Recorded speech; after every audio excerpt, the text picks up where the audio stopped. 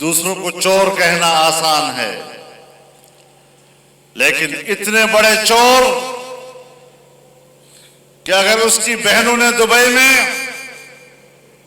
70 अरब dollar के जायदादें बनाई हैं तो इसका हिसाब नहीं लिया जाएगा।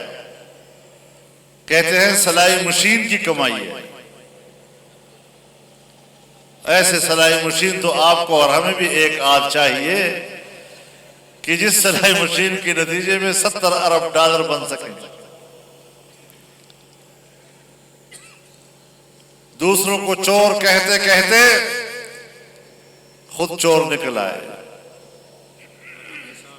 और जब चोर भागता है तो वो भी चोर चोर के नारे करके भागता है अपनी जान छुड़ाने के लिए। लेकिन अब फंस चुके हैं ये लोग। जब खुद धरना दे रहे थे तो कहते थे अगर 15,000 लोग आ जाएं और गो इमरान का नारा लगा दे तो मैं मुस्ताफी हो जाऊंगा।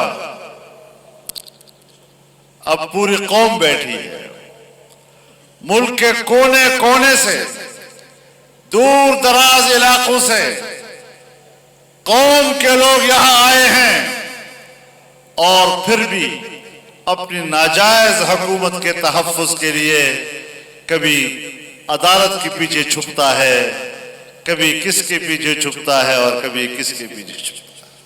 गो इमरान, गो याज़ी, मक्का तेरा शान याज़ी।